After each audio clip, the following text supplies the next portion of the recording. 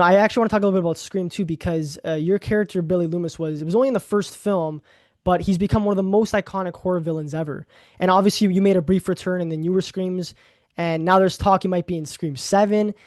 Why do you think Billy has stuck with people for so long? And is there anything you could share about possibly coming back again? I'm not sure if you can even say anything about that, but yeah.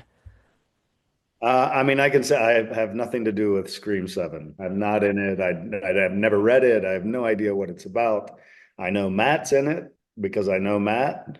Yeah. But other than that, I know nothing about it.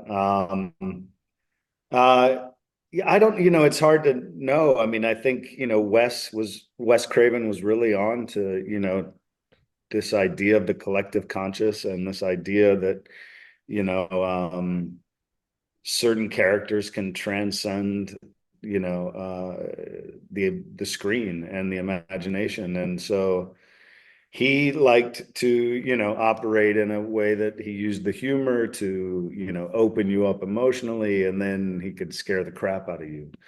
So there were, he's the real sort of genius behind it, and Kevin Williamson, who wrote Billy Loomis, obviously. I was just sort of the person who got to embody it, and I don't know. It's still in, like, we go to these conventions and people are still rabid about Scream and the original Scream and all that. And be 30 years next year. And we have no idea why.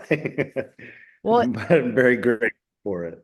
yeah, I spoken to other people from the cast as well, like David Arquette and Jamie Kennedy, and they've both said like this film, it started off like such a small thing, and the fact that it became like such a cultural phenomenon, like none of you guys expected that, and like it must be really surreal to when you're a part of that No, film, being in it, knowing that like again you're just hoping like people watch the movie in general, for anything you do, right, as an actor, and the fact that it's standing the test of time, almost 30 years.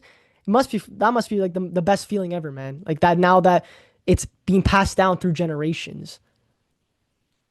yeah, it's very rewarding for sure. I mean, I think as an artist, you're always wanting to grow, and you want every film to wind up like that. So, but yeah, it's very, very rare, and I'm astounded by it, and like I said, very grateful for what what it provides me.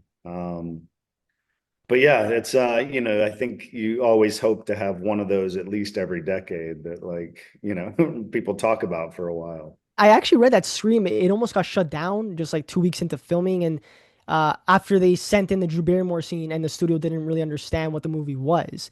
But when you heard that news at the time, what was going through your mind, and how did you and the rest of the cast react to the possibility of production being stopped so early? They never let us know. We found out in hindsight many, many, many years later. There may have been some people that knew. I don't know if Nev knew. I don't know, but I was not aware of it. And they keep you very protected from, stuff like that, so you can focus and be confident and, and do good work. So they kept it from us. It was only later that we found that out.